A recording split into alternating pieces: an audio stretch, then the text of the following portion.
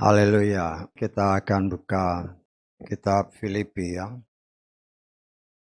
Filipi pasal kedua ayat 4 sampai ke 11. Kita akan baca semua ayat ini sebagaimana tertulis di depan ya. Filipi 2 ayat 4 sampai 11. Kita baca bersama 3, 4. Janganlah kamu masing-masing memerhatikan dirinya sendiri, tetapi masing-masing orang lain juga. Karena apa yang ada di dalam Hamasya Yeshua, biarlah itu dipikirkan olehmu juga. Dia yang meskipun ada dalam rupa Elohim, tidak menganggap bahwa menjadi setara dengan Elohim adalah sesuatu yang harus dirampas. Sebaliknya, dia sudah mengosongkan dirinya sendiri dengan mengambil rupa seorang hamba agar berada dalam keserupaan manusia. Dan supaya didapati dalam pola seperti manusia, dia sudah merendahkan dirinya sendiri dengan menjadi taat sampai pada kematian, bahkan kematian di kayu salib. Oleh sebab itu pula Elohim telah meninggikan dia dan menganugerahkan kepadanya nama itu yang di atas segala nama. Supaya di dalam nama Yeshua setiap lutut yang sorgawi dan duniawi dan yang di bawah bumi akan bertelut, dan setiap lidah mengaku bahwa Yeshua masih adalah Tuhan bagi kemuliaan Elohim Bapa. Haleluya, amin. Silakan duduk. Puji Bapa ya, kita bersyukur ya. Ayat-ayat firman Tuhan senantiasa ditaburkan, kita mendengar, terlebih dengan waktu yang semakin dekat ya. Ingat, Bapak ya itu setia sama firman-Nya. Setiap hari kita baca firman, sebagaimana tertulis, iman datang dari pendengaran akan firman Tuhan. Ya, walaupun kita tidak merasa iman kita bertambah, tetapi ketika kita membaca, kita mendengar, pasti iman kita bertambah. Kita memang tidak bisa mengukur berapa tinggi iman kita, tapi Tuhan yang melihat semua. Tuhan setia kepada janjinya, Tuhan setia kepada firman-Nya. Karena itu saya sebagai pelayan Tuhan hanya bisa mengingatkan, bacalah firman. Nah, ketika kita baca, yakinkan bahwa telinga kita dengar. Ya, jangan baca dalam hati, karena Roma 10 ayat 17 menyatakan iman datang dari pendengaran akan firman. Kalau baca dalam hati nggak kedengaran sama telinga, ya karena Tuhan setia sama firman-Nya, kalau nggak dengar telinganya, ya imannya nggak nambah. Jadi kita baca walaupun lembut, asal telinga dengar. Ya, telinga dengar, dan itu pasti janji Tuhan dalam Roma 10 ayat 17 itu terjadi. Kita mengucap syukur satu firman yang saya percaya ayat-ayat firman ini ya memang senantiasa seringkali kita dengar ya, merendahkan diri ya. Yeshua yang adalah Bapa Yahweh sendiri, dia harus merendahkan diri. Bahkan dikatakan oleh firman Tuhan, dia taat sampai mati dan bahkan mati di kayu salib. Ya, kitab Galatia menyatakan bahwa orang yang disalib itu adalah orang yang terkutuk ya. Terkutuk karena apa? Ya karena tidak menjalankan Torah ya. Karena firman Tuhan jelas menyatakan terkutuklah orang yang tidak melakukan Torah. Ya, Torah itu adalah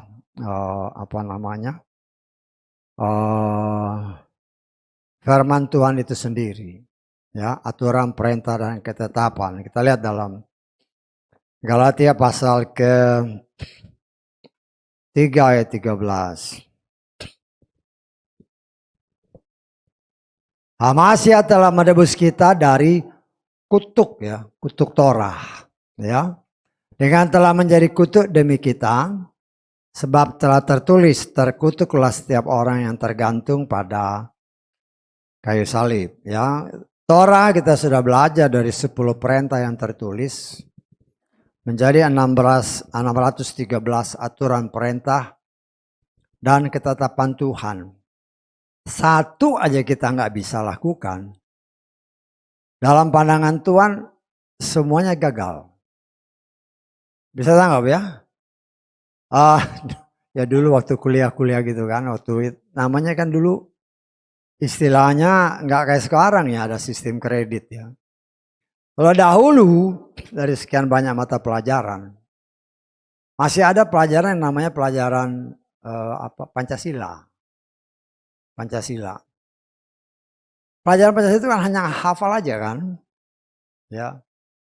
Kalau pelajaran Pancasila itu dapat 4, nggak naik. Betul. Nah, sekarang kayaknya nggak ada lagi pengajaran itu ya.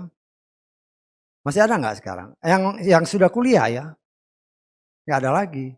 Makanya jangan heran kalau murid-murid mahasiswa sekarang ya, kurang pengetahuan tentang Pancasila ya akhirnya jadi brutal. Karena Pancasila itu kan aturan undang-undang dasar itu kan mengatur semua. Ya itulah kebebasan yang kebablasan. Ya. Dan artinya sebenarnya itu niru dari kitab suci. Satu kita gagal melakukannya, dianggap gagal semua dalam pandangan Tuhan. Karena itu Rasul Paulus atau rasul-rasul atau murid-murid Yesus sendiri mengatakan, orang Yahudi sendiri ya tidak bisa melakukan Torah itu sesempurna apa yang Tuhan kehendaki. Karena seringkali mereka gagal. Ya. Mereka mungkin bisa hafal, mereka bisa ngerti seperti Paulus. Paulus itu ahli Torah. Hafal benar, matang dia. Tetapi ketika Torah yang hidup itu datang, justru dia mau bunuh. Ya. Karena itu dia dengan satu keyakinan yang penuh ketika dia dijamah oleh Tuhan secara khusus. Kemudian dia bertobat dan dia lahir baru. Apa yang dahulu teori-teori yang dia terima ketika dia belajar dari imam besar waktu itu, ya kan pengakuannya sendiri itu jadi sampah. Teori-teori itu nggak berlaku, ya. Nah, kita mau ucap syukur. Kita memang juga banyak diberikan teori kan, dari Kejadian pasal 1 ayat 1, Wahyu pasal ke-22 ayat ke 21. Hafal ya. Cuman jangan hafal itu aja. Praktekkan dalam kehidupan kita. Kita belajar ya. Kita belajar karena kegagalan dalam melaksanaan semua itu akan membuat kekecewaan yang tidak bisa dirubah lagi. Artinya nggak bakal selamat. Karena itu seringkali di tempat ini saya berani menyatakan kesempurnaan iman yang kita dapat karena kita mau bergaul dengan Tuhan, itu hanya seperti emas murni. Ya, kalau saudara ya khususnya ibu-ibu atau perempuan-perempuan kan sering ke toko emas kan. Cari sama toko emas itu. Saya minta emas yang 100%. Nggak ada. Nggak ada. Kau pergi ke Antam ya, aneka tambang itu kan. Hanya 99,9% emas. Kenapa? Lah firman Tuhan itu satu dengan yang lainnya yang harus saling berkaitan. Kita ini adalah emas-emas yang didapatkan dengan cara Tuhan dari onggokan tanah-tanah yang mengikat emas-emas ini. Ya. Tetapi yang namanya emas walaupun dia ada di dalam lumpur, kalau diambil dibersihkan dia tidak berubah. Ya. Tetapi dalam proses pembersihan ini ada step-step yang harus dilakukan. Ya. Dulu tahun berapa itu? Saya kira sekitar tahun 70-an yang mulai ya. Itu di Freeport itu dulu kan gunung. Gunung tinggi-tinggi semua kan. Sekarang jadi danau yang dalam-dalam, ya. Lembah yang dalam. Dulu tinggi ratusan meter, bahkan mungkin ribuan ke atas. Sekarang sama ribuan, cuman ke bawah. Ya. Sekian banyak tanah digali, yang didapatkan emasnya berapa banyak. Mungkin 1 ton tanah hanya menghasilkan 1 gram emas murni. Ya. Dari batu emas yang diikat dengan batu-batu itu digali dari gunung-gunung itu, dihancurkan tanah-tanahnya, disemprot, dibersihkan. Kemudian untuk mendapatkan emas yang murni, kadang harus dibakar. Ya. Dan itulah sebenarnya bagian dari proses iman yang juga dihadapi oleh anak-anak Tuhan, saudara dan saya. Kita ini sama seperti emas yang diikat dengan tanah-tanah. Kita ini adalah orang-orang pilihan Tuhan yang terikat dengan bumi, dengan segala keinginannya. Ya. Tetapi firman Tuhan, ya, namanya emas, namanya orang pilihan. Tuhan punya cara untuk mengambil, ya, orang-orang yang telah dipilihnya sebelum dunia diciptakan, kata Efesus pasal ke-1 ayat ke-4 dan seterusnya. Saudara dan saya adalah orang-orang yang telah ditetapkan untuk diselamatkan. Ya, kita baca lagi ya, karena ayat-ayat ini kita harus ingat jangan sampai kita salah mengerti ya. Efesus pasal 1 ayat ke-4. Sebagaimana di dalamnya dia telah memilih kita sebelum permulaan dunia. Jadi sebelum ada semua, dia udah pilih. Banyak orang yang sulit menerima ayat ini. Tetapi kalau dalam ibadah mengakui bahwa Yahweh itu Tuhan yang Maha Kuasa. Bahwa Yahweh itu sebelum semua ada, dia sudah ada. Dia adalah Alef dan Tau, dia adalah Alfa dan Omega. Dia yang awal, dia yang akhir.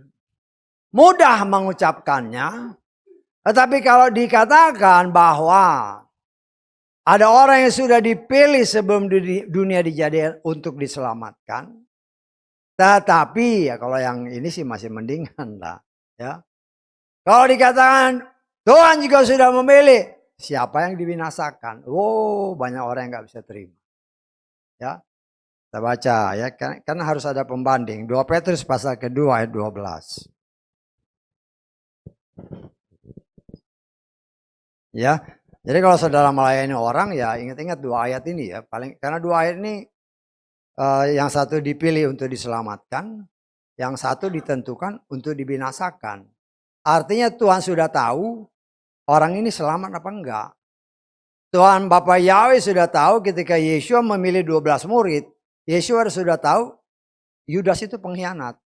Karena itu dia berkata, aku memilih 12 orang, tapi satu daripadamu itu setan. Ya, kenapa? Karena dia Tuhan yang Maha Kuasa. Namun mereka ini bagaikan hewan liar yang tak berakal, yang dilahirkan sebagai tangkapan dan tupasan. Yang di dalamnya mereka tidak menyadari bahwa ketika menghujat mereka akan dihancurkan dalam kebinasaan mereka. Kita baca terjemahan LAI. Tetapi mereka itu sama dengan hewan yang tidak berakal, sama dengan binatang. Yang hanya dilahirkan untuk ditangkap dan dimusnahkan. Siapa itu nanti saudara baca di ayat di atas. Jadi ada orang yang memang dilahirkan untuk dibinasakan, dimusnahkan. Ya. Lah 2 ayat pembanding ini maupun Efesus 1 tadi maupun ini. Itu bagian daripada yang harus kita mengerti. Bahwa Tuhan yang saudara dan saya sembah itu Tuhan yang Maha Kuasa. Dan dia ya sudah mengetahui siapa yang bakal selamat, siapa yang bakal binasa. Ya. Kalau orang dikatakan, oh kamu ini anak setan, pasti binasa, pasti marah. Ya, apalagi kalau namanya pelayan Tuhan. Dia bilang kamu pelayan Tuhan, tapi kamu, saya pikir nggak bakal selamat, pasti marah orang. Artinya di dalam lubuk hati orang-orang yang jahat sekalipun, pasti dia menginginkan keselamatan. Dan kita harus ingat ya, orang yang yang Tuhan sudah rencanakan untuk diselamatkan, belum tentu dia hidup sejak dia lahir di muka bumi, belum tentu dia itu orang benar atau orang yang baik. Bahkan mungkin dia bapaknya pencuri, ibunya juga tidak beres, ya. Mempunyai latar belakang yang tidak beres. Seringkali latar belakang manusia dalam pikiran orang yang menamakan diri orang percaya sudah berpikir, loh nggak heran lah bapaknya kayak gitu, anaknya pasti nggak selamat, betul nggak? Oh bapaknya begitu, ibunya begitu, jadi ya nggak heran kalau anaknya begitu. Padahal Yesua berkata, jangan menghakimi sebelum waktunya. Kita memang akan jadi hakim dan menjadi raja sesuai menjadi imam. Hakim itu ya Tuhan Yesus berbicarakan baik Wahyu 1 maupun Wahyu 5. Kita ini akan menjadi raja dan menjadi imam. Dan untuk jadi raja dan jadi imam, pegangannya cuma satu, yaitu Torah. Ya. Dan kita saat ini ya, karena ayat-ayat seperti itu, kita harus mengerti bahwa ya semuanya sedang diproses. Ya memang orang yang mungkin dalam pandangan kita nggak baik, ya. Tetapi jangan sampai kita menghakimi sebelum waktunya. Karena memang kita akan menghakimi. Baik kita sebagai raja ataupun sebagai imam sesuai janji Tuhan dalam kitab Wahyu pasal ke-5 ayat 10 dan di kitab Wahyu pasal ke-1. Nah, kita belajar. Kita belajar. Karena itu ya kita juga mencoba menilai sesuai ayat-ayat firman Tuhan tadi. Pikirkanlah juga olehmu apa yang ada di dalam Hamasiah Yeshua. Ayat-ayat yang kita baca. Apa yang ada dalam pikiran Yeshua. Yeshua berbicara, aku datang ke muka bumi ini untuk menyelamatkan domba-domba Yesreel yang hilang. Dan juga ada domba-domba yang lain dari kandang yang lain. Yang Tuhan bertugas untuk menyelamatkannya. Yaitu baik anak sulungnya maupun anak adopsi. Dan semua ini ada dalam kuasa si jahat. Ya, karena ada tertulis dunia ini dikuasai oleh si jahat. Ya, ketika manusia jatuh dalam dosa, ya ketika manusia dikalahkan oleh setan, maka kekuasaan yang pernah Tuhan berikan kepada manusia yaitu Adam. Ya, kan Tuhan berbicara ketika dia menciptakan manusia, dia katakan semua ini kau harus kuasai. Ya. Tetapi kenyataan membuktikan dia kalah sama setan, ketipu sama setan. Semua kuasa yang pernah diberikan Tuhan kepada manusia otomatis diambil alih oleh setan. Karena itu dikatakan dalam firman Tuhan, dunia ini dikuasai oleh si jahat. Ya. Karena itu baik orang yang ditetapkan untuk diselamatkan maupun orang yang ditetapkan untuk dibinasakan, semua ada dalam kuasa setan.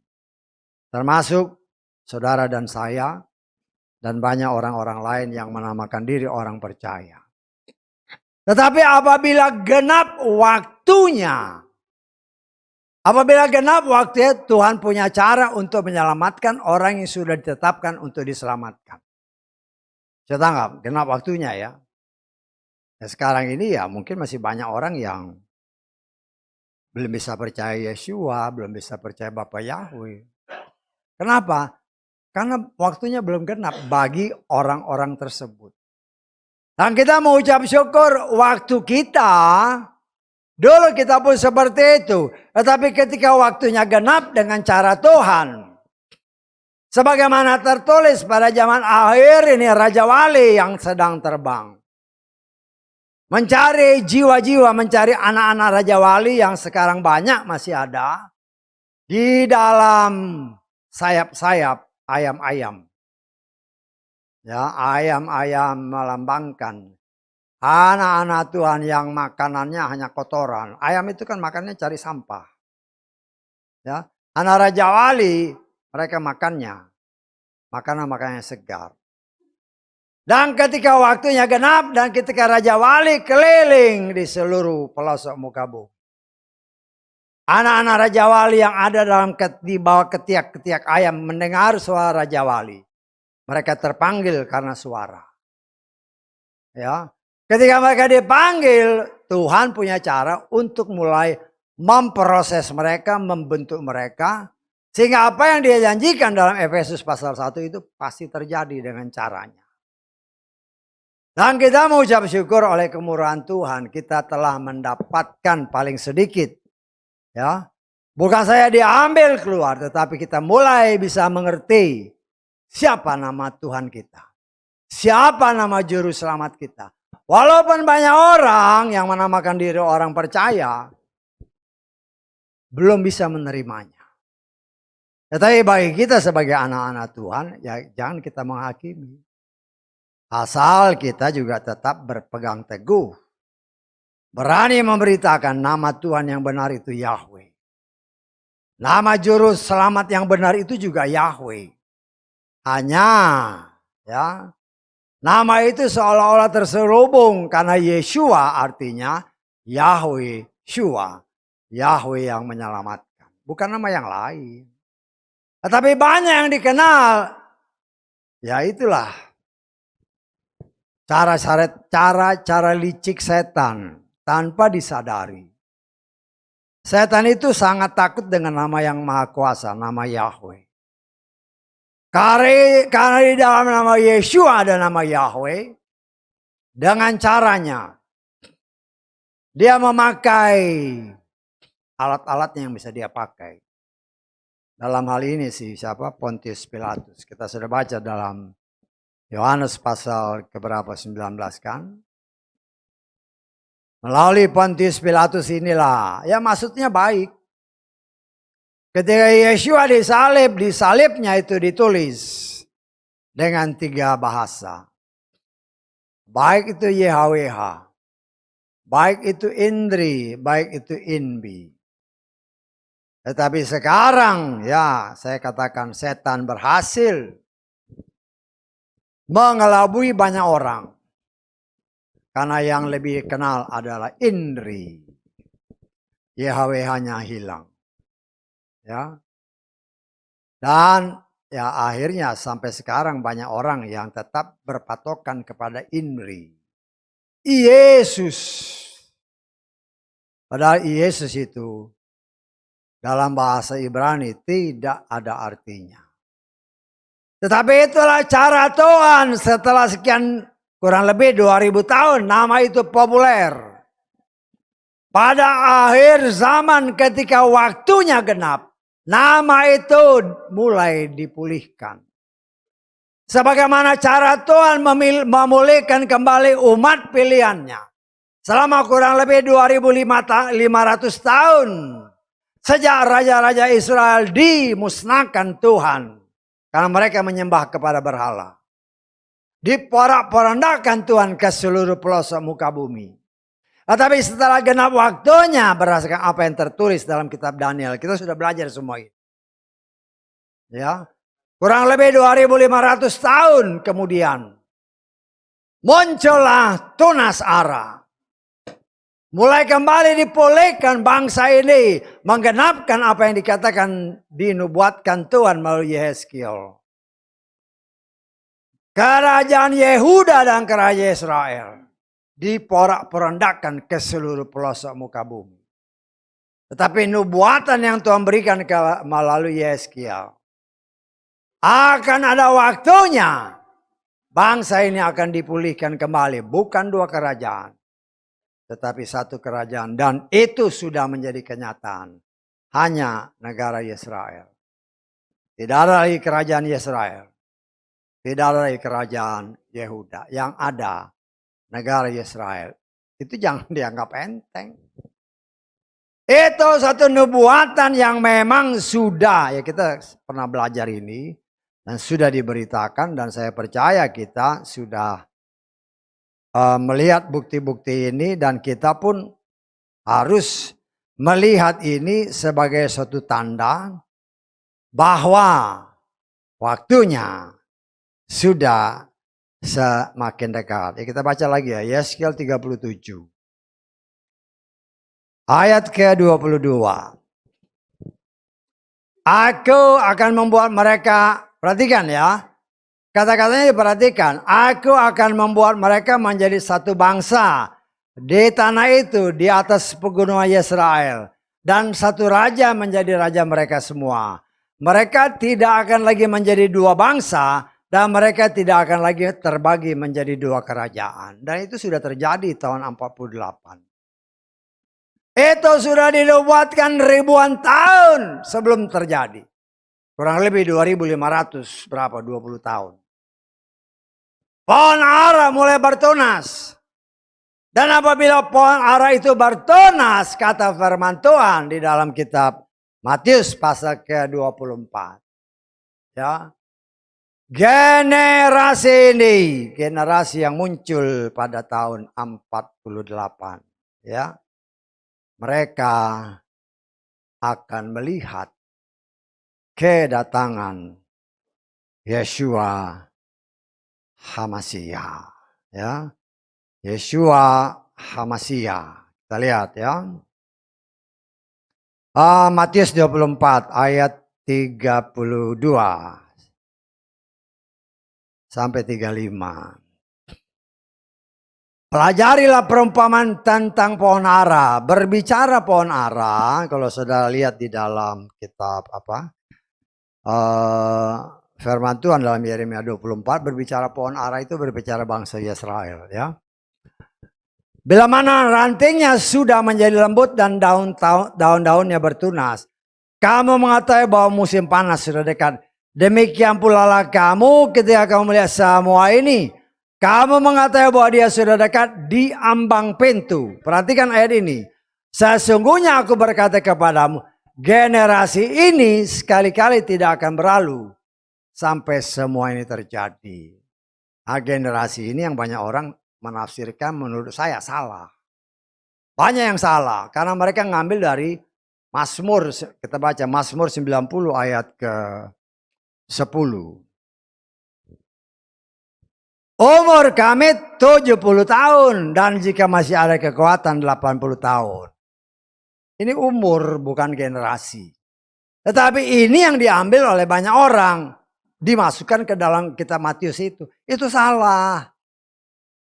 Ya kan tadi jelas dalam Matius 24. Generasi ini artinya generasi yang muncul pada tahun 48. Dia akan lihat. Dan kita mengucap syukur karena saya percaya Tuhan menyingkapkannya bagi kita. Yang dinamakan generasi itu bukan 70 tahun dan bukan 80 tahun. Semua itu sudah tertulis ribuan tahun yang lalu. Ya kurang lebih berapa tahun? 4000 tahun yang lalu. Tuhan sudah nyatakan yang namanya generasi itu berapa tahun. Kita lihat di dalam Kejadian pasal ke-15. Ayat ke-13 kita baca. Mulai. Dan dia, Yahweh berfirman kepada Abraham, ketahui dengan sungguh-sungguh bahwa benihmu akan menjadi pengembara di negeri yang bukan kepunyaannya. Dan mereka akan melayani bangsa itu. Sebaliknya, perhatikan ayat ini. Ya, sebaliknya bangsa itu akan memperbudak mereka selama 400 tahun. Ingat itu, diingat. Ya, kemudian kita lengkap ayat ke-16. Namun generasi yang keempat akan kembali. 400 tahun dibagi 4, satu generasi 100 tahun. Bisa ditangkap? Itu generasi, bukan umur. Nah, kalau ya saya pernah mengajarkan kepada saudara, kalau saudara, ini kan salah satunya. Tetapi sebenarnya kalau saudara bisa mau bikin umur Adam, terus anaknya Set, ya lifetime-nya saudara bikin, ya. Antara Adam sampai Abraham, persis 2000 tahun. 20 generasi. 2000 tahun dibagi 20, satu generasi 100 tahun. 2 ayat menguatkan saya khususnya bahwa satu generasi yang dimaksudkan oleh Yeshua di dalam Matius itu adalah 100 tahun. 1948 ditambah 100, 2048. Ya. Tetapi ada tertulis, ya, Matius pasal 24 tadi ayat ke 22. Sekiranya hari-hari itu tidak diperpendek, maka semua manusia tidak akan diselamatkan. Tetapi karena mereka yang terpilih, saudara dan saya sudah terpilih, hari akan diperpendek. Hari yang diperpendek itu kapan? Kan gitu. Ya. Karena kalau satu generasi banyak orang di luar sana rata-rata 80 tahun. 1948 ditambah 80, 2028. Selang ya. 2028 sekarang 2025, tinggal 3 tahun. Ya. Aduh, ini udah dekat. Patokannya itu. Tapi saya mengatakan, saya menafsir itu salah. Tetapi yang harus kita ingat, 1948 sampai 2028, 80 tahun itu berakhir tanggal 14, Israel muncul berapa? 14 Mei kan? Betul nggak? 14 Mei 48. Betul nggak? Ya. Artinya kalau perhitungannya 80 tahun, 14 Mei betul. Kalau perhitungan 40 tahun itu sampai 14 Mei 2048. Saya tanggap. Tetapi kalau 15 Mei itu perhitungannya udah 100 tahun. Bisa ditangkap nggak maksud saya? Artinya yang dibilang satu generasi yang saya tafsirkan 100 tahun berdasarkan apa yang tertulis. Itu berlaku dari 15 Mei 2028 sampai 2048. Itulah rentang waktu. Di mana waktu itu Tuhan berbicara senantiasa dengan waktu yang tepat. Pada waktunya. Lah dengan semua apa yang tertulis itu, kita melihat bahwa memang waktunya sudah sangat dekat. Saya tidak mengatakan nggak mungkin tahun 28 ya, jangan salah. Tahun 28 itu mungkin, tetapi harus 15 Mei ke atas. Kalau masih 14 Mei, hitungannya 80 tahun. Bisa ditangkap? Jadi ya kita, ya bukan soal waktunya. Masalahnya siap apa enggak. Siap apa enggak? Kalau siap, hari ini pun kalau memang kehendak Tuhan ya pulang aja. Kalau waktu kita sudah genap, Tuhan bilang, pulang. Ya pulang. Tapi kalau kita berdoa Tuhan, kalau memang Tuhan berkehendak, pengen deh diangkat sama-sama. Tidak ada yang mustahil. Karena itu kita harus siap. Tuhan sudah berikan ancar-ancarnya. Ya. Tetapi sebagaimana Yeshua, ayat-ayat yang tadi kita baca. Kenapa dia ditinggikan? Karena dia mau merendahkan diri. Kan jelas dari ayat tadi kan. Kita baca lagi Filipi pasal kedua tadi. Ya, mulai ayat 8.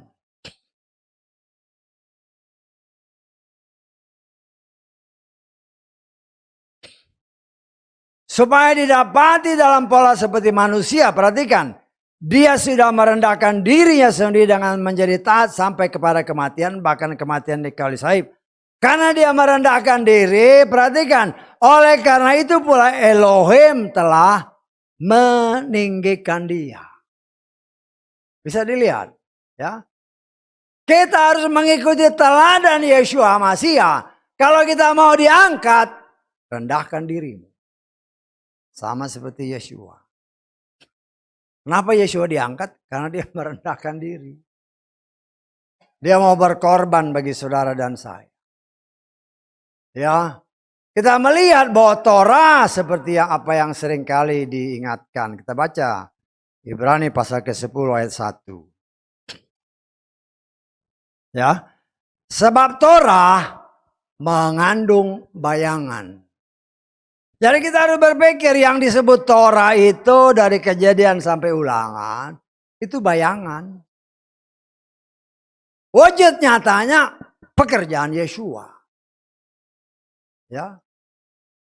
Dan kita melihat di sini, kita lengkap ayat ke-4. Sebab mustahil darah lembu jantan dan kambing jantan menghapus dosa. Tetapi Torah ini bayangan yang Tuhan berikan kepada, khususnya mulai dari Moshe. Walaupun Habel juga mempersembahkan korban, Nuh juga mempersembahkan korban, tetapi Torah diturunkan pada zaman Moshe. Ya.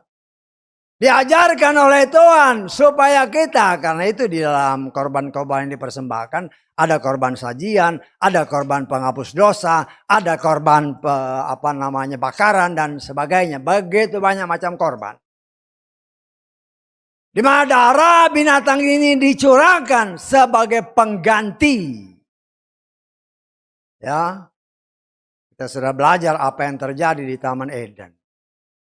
Firman Tuhan katakan darah atau nyawa ganti nyawa. Gigi ganti gigi. Kita sudah belajar kenapa harus darah dicurahkan. Darah ganti darah. Ya. Tetapi dalam pandangan Tuhan, mustahil darah lembu, darah binatang bisa menghapus dosa. Ini adalah bayangan. Ya. Setelah manusia jatuh dalam dosa, tidak ada satupun di dunia ini, karena dunia ini dikuasai oleh setan, nggak ada satu lagi yang kudus. Termasuk binatang nggak ada yang kudus. Yang kudus itu hanya Tuhan. Ya. Karena Tuhan itu yang kudus. Sehingga ketika Tuhan memerintahkan kepada bangsa Israel melalui Moshe. Ketika mereka mau dilepaskan dari tanah perbudakan. Perbudakan di sini adalah dosa. Ya, Torah itu adalah bayangan. Sebagai satu gambaran kita lihat. Perbudakan yang dialami oleh bangsa Israel adalah karena dosa. Ya, banyak orang memang juga nggak ngerti walaupun namanya orang Kristen. Kalau saudara tanya kenapa orang Israel itu diperbudak. Jawabannya memang seperti dalam kitab Keluaran. Karena bangsa Israel semakin banyak. Maka penguasa Mesir takut. Akhirnya diperbudak ini semua bangsa Israel. Itu satu kesalahan yang karena nggak baca teliti. Akhirnya banyak orang Kristen ya memang dulu juga. Kalau saudara baca buku-buku pelajaran agama. Memang keterangannya itu.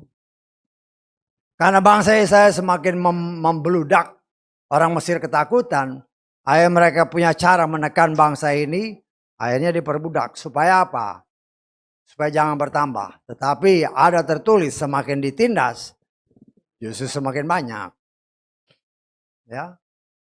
Padahal kenapa ditindas? Ya tadi yang kita baca itu 400 diperbudak, 400 tahun diperbudak. Kenapa? karena bapak moyangnya berdosa. Tidur waktu ibadah. Karena di tempat ini saya katakan kalau ada orang yang tidur dekatmu, bangunin dia. Karena ada tertulis Bapak Abraham tidur, anak cucunya jadi budak 400 tahun. Nah, kita melihat di sini, ya, Tuhan perintahkan kepada Mose, potong domba. Siapkan domba itu pada hari ke-10. Tapi simpan sampai hari ke-14.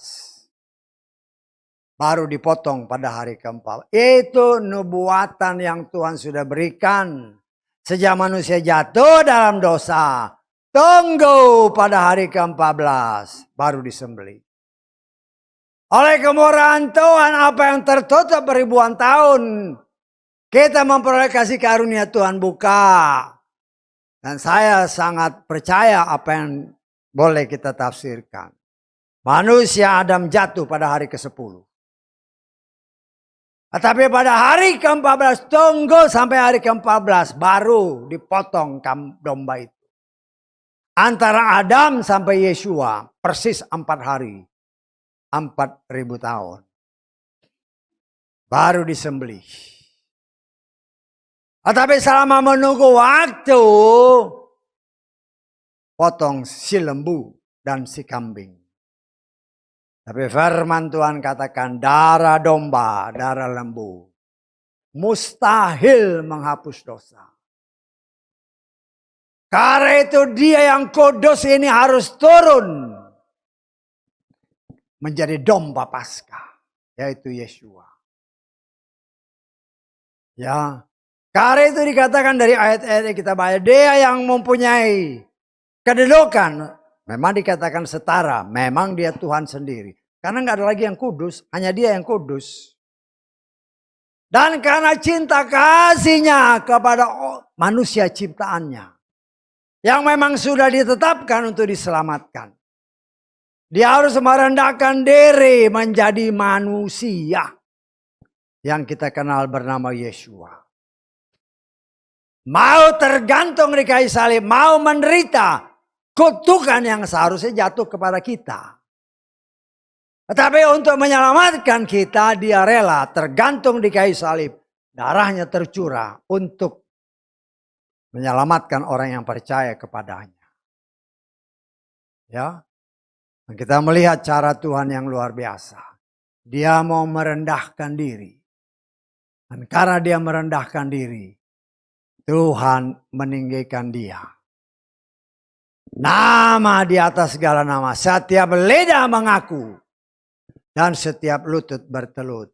Sesuai janji dalam kitab Filipi. Kita mengucap syukur. Semua terjadi untuk keselamatan saudara dan saya.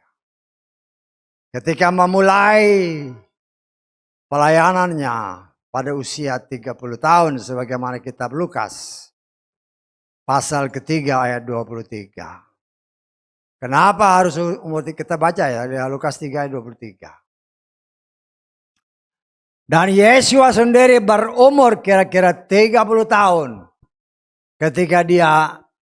Ketika memulai kehadirannya. Kita sudah belajar dari kitab Bilangan. Ayat pasal-pasal sebelumnya. Orang Lewi, imam mulai tugasnya umur 30 tahun. Karena itu Yeshua, dia imam besar. Dia dari suku Yehuda. Kalau berdasarkan keturunan dari si bapak leluhurnya yaitu si Daud. Ya. Tetapi dia sudah ditetapkan oleh Tuhan sebagai domba Paskah.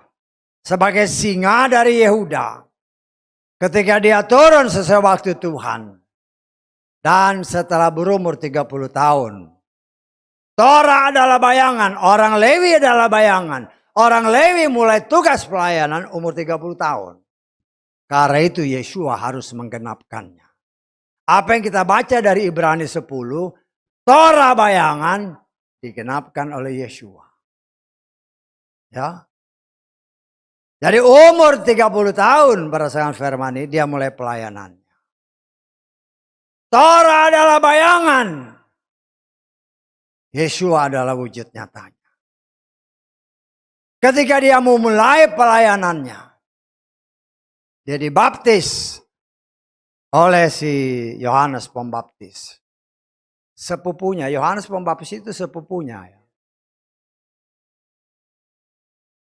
Dia mulai pelayanan setelah dibaptis. Setelah lahir baru. Ya, lahir baru. Yohanes bilang, seharusnya aku yang dibaptis. Tapi Yeshua bilang, ikuti apa yang seharusnya kita lakukan. Yeshua adalah contoh teladan. Kenapa dia harus dibaptis? Ya, ini saya ulang-ulang aja ya. Supaya tertanam dengan sungguh-sungguh. Ketika orang nanya atau kau ditanya orang, kenapa Yesus harus dibaptis? Saudara harus bisa menjawabnya sebagaimana tertulis, bukan berdasarkan apa yang kau pikirkan. Ya. Kita harus ingat bahwa firman itu saling berkaitan. Roma pasal ketiga ayat ke berapa? 10 kita lihat.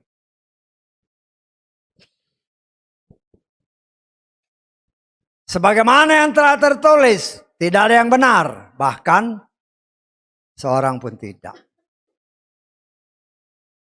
Saya tahu ya, termasuk Maria yang melahirkan Yeshua.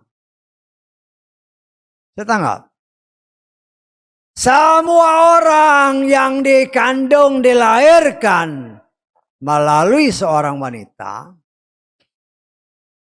gak ada yang benar. Saya tanggap. Dikandung, dilahirkan, dibesarkan melalui seorang wanita, gak ada yang benar. Karena itu Yesus harus dibaptis.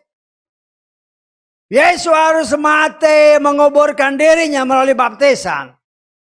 Dia dibaptis, dia dilahirkan dari firman. Karena itu dia katakan kepada si orang Farisi, ya, siapa Nikodemus kan dalam Yohanes pasal ketiga. Kalau engkau tidak dilahirkan dari air dan roh, jangan harap masuk surga. Karena itu Yesus kasih contoh, walaupun dia benih yang kudus, tetapi dia dilahirkan dari orang berdosa. Karena itu dia harus membiarkan dirinya dikuburkan melalui baptisan. Dikuburkan di dalam firman melalui baptisan. Dia lahir dari air, lahir dari firman. Sebagai ciptaan yang baru. Sehingga ketika dia keluar dari air, ada suara Bapa Yahweh dari sorga. Ini anakku yang kukasihi. Kepadanya aku berkenan. Roh Kudus dicurahkan. Dan dia mulai tugas pelayanan. Nah, kita lihat contoh itu. Kalau kau belum dibaptis dengan benar, dengan cara yang benar, dengan nama yang benar. Jangan coba-coba melayani. Kita harus mengikuti teladan Yeshua. Dan kegiatan yang pertama? Dia berpuasa. 40 hari, 40 malam. Setelah puasa, dicobai oleh si setan. Tuhan izinkan. Namanya puasa yang gak makan, gak minum. Setan tahu pasti secara manusia lapar. Karena itu ditawarkan ya, makanan. Tapi Yesus menjawab, manusia hidup bukan dari makanan roti saja, tapi dari firman.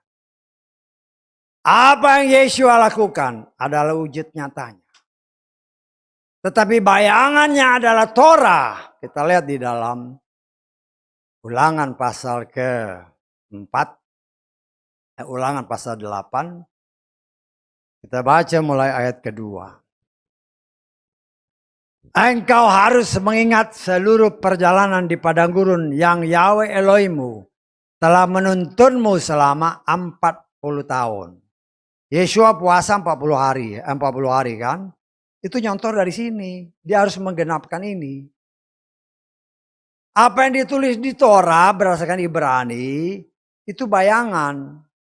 Kenapa Yeshua puasa 40 hari? Ya ini bayangannya. Ribuan tahun sebelum Yeshua dimunculkan. Karena itu dikatakan oleh firman Tuhan.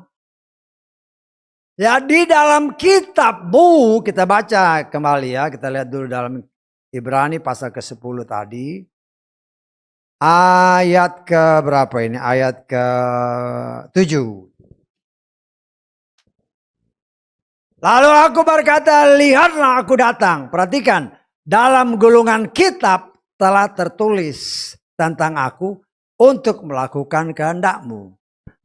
Mana ini? Ya ulangan 8 tadi. Saya tanggap. Ulangan 8 tadi 40 tahun mereka harus mengembara di padang gurun. Kenapa? Karena tidak percaya kepada firman. Yeshua kasih contoh wujud nyatanya. Yeshua puasa 40 hari. 40 malam. Tidak makan, tidak minum. Ya, kemudian kita kembali ke ulangan 8 tadi. Ayat ke-2. Engkau harus mengingat seluruh perjalanan di padang gurun yang Yahweh Elohim telah menuntunmu selama 40 tahun ini dengan maksud merendahkan hatimu dan membuktikan engkau untuk mengerti apa yang ada dalam hatimu. Apakah engkau memelihara perintah-perintah atau tidak? Dan dia telah merendahkan hatimu, membiarkan engkau lapar, membuat engkau makan mana yang tidak engkau kenal, bahkan leluhurmu pun tidak, untuk membuat engkau mengerti bahwa manusia hidup bukan dari roti saja, tetapi oleh segala sesuatu yang keluar dari mulut Yahweh. Ini yang dikutip Yeshua. Dalam kitab Matius 4 tadi, kalau saudara baca, terus dalam kitab Ibrani, dalam kitabmu telah tertulis, inilah yang harus Yeshua ikuti. Karena itu setelah semua selesai, ketika dia digantung di kayu salib, sebelum dia mati dia katakan, sudah genap. Apa yang genap? Yang genap itu semua yang ditulis Torah harus dia genapi. Bisa ditangkap maksudnya. Yeshua itu mengikuti ini. Kenapa dia mengikuti ini? Karena itu semua dari dia. Dialah yang membuat skenario ini sebelum dunia diciptakan. Dia udah bikin jalan ceritanya begini ya. Lah, kita tinggal ngikut aja jalan ceritanya. Jangan ngelawan. Karena rencana Bapak Yahweh kata Ayub 42 ayat 2. Tidak mungkin gagal. Jangan berontak. Ya. Jangan berontak. Kita lanjut lagi ulangan tadi. Ayat ketiga. Ya. Dan dia telah merendahkan hatimu, membiarkan kau lapar, membuat engkau makan mana yang tidak engkau kenal.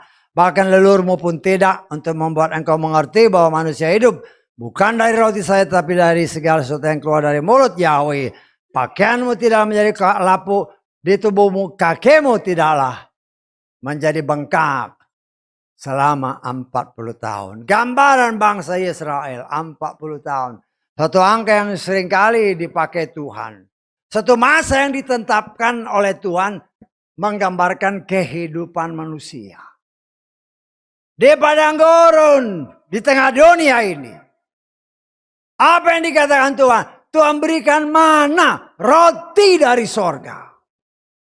Nah inilah yang dibangga-banggakan oleh si bangsa Israel. Nenek moyang kami makan mana. Ya. Tapi Yesus berkata mereka makan mana. Tapi mereka juga mati.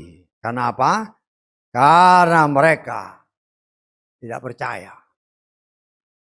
Mereka makan mana, tapi Yeshua yang adalah wujud nyatanya. Mana adalah roti sorga, roti yang diturunkan Bapa Yahweh dari sorga. Untuk menjaga kondisi anak-anaknya selama perantauan 40 tahun. supaya mereka tetap hidup. Walau kenyataannya mereka berkelimpangan di padang gurun. Karena apa? Karena memberontak terhadap firman Tuhan. Wujud nyatanya Tuhan kasih lihat supaya engkau hidup. Bukan lagi mana yang dimakan oleh leluhurmu. Tetapi Yeshua berkata, kita lengkap buah Yohanes pasal ke-6. Kita baca mulai ayat ke-48. Aku adalah roti kehidupan. Leluhurmu telah makan mana di padang gurun dan mereka telah mati. Inilah roti yang turun dari sorga. Supaya seseorang yang telah makan daripadanya, dia juga tidak dapat mati. Aku adalah roti yang hidup yang telah turun dari sorga. Jika seseorang telah makan dari roti ini, dia akan hidup selamanya. Dan juga roti yang akan kuberikan itu adalah dagingku yang akan kuberikan demi kehidupan dunia. Mana adalah bayangan? Leluhurmu makan mana, tapi mereka mati semua. Tapi inilah roti dari sorga, dagingku, darahku adalah benar-benar makanan dan minuman yang sebentar akan kita peringati. Kalau kita makan dan minum dan kita mentaati apa yang Tuhan perintahkan. Sesuai janjinya. Kita akan diselamatkan. Hidup selamanya. Janji Tuhan bukan asal omong kosong. Karena itu kita yang memang beriman kepada Dia. Cara Tuhan, Dia sanggup. Sebagaimana yang tertulis dalam Ayub pasal ke-42 ayat kedua. Rencana Tuhan tidak mungkin gagal. Saudara dan saya mengimani. Kita telah ditetapkan kata 1 Efesus 1 ayat ke-4. Sebelum dunia diciptakan untuk diselamatkan. Saat ini kita sedang diproses. Ya, karena itu Yeshua berkata, orang hidup itu bukan hanya dari makanan minuman jasmani. Tapi dari roti yang turun dari surga, dari firman. Supaya kita dapat bertahan hidup di dalam pengembaraan selama di muka bumi ini. Manusia percaya dalam pandangan Tuhan adalah orang-orang yang menjadi pengembara di muka bumi ini. Kita bukan warga negara dunia, tetapi kita adalah warga negara sorga. Kita baca di dalam Petrus pasal ke 1 Petrus pasal 1 ayat ke-17. Jika kamu memanggil Bapa, Dia yang tanpa pandang muka menghakimi sesuai yang perbuatan tiap-tiap orang, jalanilah waktu apa? Pengembaraanmu itu dengan rasa hormat. Kenapa? Kita baca Filipi pasal 3 ayat ke-20. Sebab kewargaan kita berada di sorga. Saudara dan saya warga negara sorga. Saat ini secara manusia kita warga negara Indonesia. Apa bedanya? Kita warga Indonesia mungkin tinggal di luar negeri. Tapi tetap warga negara Indonesia. Tapi di luar negeri sana, engkau menjelekkan Indonesia, menjelekkan pemerintah Indonesia. Pokoknya dijelek-jelekin. Kalau kau balik ke Indonesia, langsung masuk penjara. Betul nggak? Karena engkau melakukan hal yang tidak seharusnya kau lakukan. Demikian juga kita. Firman ini kata, engkau saya warga negara kerajaan sorga. Loh, selama dalam penggembaraan di bumi ini, engkau tidak melakukan apa yang Tuhan perintahkan. Ya nggak bisa masuk sana. Bisa tangkap? Nggak bisa. Di pintu sorga dijaga. Ini catatannya engkau melawan. Tempatnya di sono. Ya. Kita harus punya hikmat. Tuhan berkorban supaya kita mengikuti teladan Dia. Kalau kita mau diangkat, rendahkan dirimu. Semakin kita rendah, air akan turun, membasahi kehidupan kita. Kita akan dipenuhi dengan firman. Tapi kalau kita semakin meninggikan diri, tidak ada air kehidupan, lama-lama akan binasa. Tuhan mau saudara dan saya hidup sebagai pelaku firman. Kita butuh air kehidupan, yaitu firman. Semakin kita merendah di bawah kakinya, Dia mengalirkan air kehidupan. Kita butuh roti dari sorga, yaitu daging dan darah Yesua. Supaya kita hidup dan ketika waktunya datang. Karena kita mau merendahkan diri, kita akan diangkat. Tapi keputusan itu ya tergantung pribadi lepas pribadi. Kita coba belajar firman Tuhan. Banyak orang yang rajin ke gereja. Belum tentu pikiran di gereja. Ya, jujur nih, saudara di sini mikir ke rumah nggak? Aduh, tadi aku masak, komporku udah mati belum ya? Loh, kira-kira Tuhan tahu nggak? Tuhan pasti tahu. Tuhan itu cemburuan. Kalau ibadah, ya seperti didoakan, lupakan yang ada di luar sana. Pusatkan diri, tubuh roh jiwamu kepada Dia. Karena Dia lihat. Kau bisa duduk di sini. Pikiranmu ke sana kemari. Aduh, namanya anak Tuhan. Karena itu kita diajar. Engkau pilihan.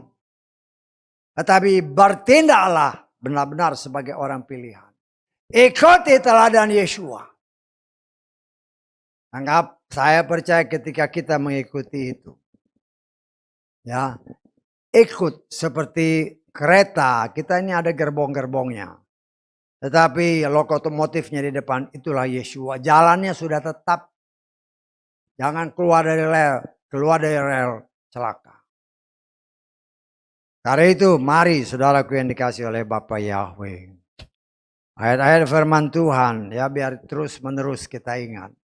Aku adalah warga kerajaan sorga. Tapi apakah aku mewartakan kerajaan sorga? Ya satu contoh gampang lah. Kebetulan kan ada sepupunya istri saya ini dia staf kedutaan Suriname. Kebetulan kita kumpul. Ngobrol. Terus saya sambil ngobrol saya bilang sama dia. Kalau bisa kamu mempromosikan Indonesia. Langsung dia ngomong, saya orang Suriname, ya saya promosikan ya Suriname dong, masa Indonesia. Loh itu satu gambaran. Kita ini warga negara sorga. Jangan promosikan neraka. Promosikan kerajaan sorga. Jangan promosikan dunia karena dunia dikuasai oleh si jahat. Promosi kerajaan sorga.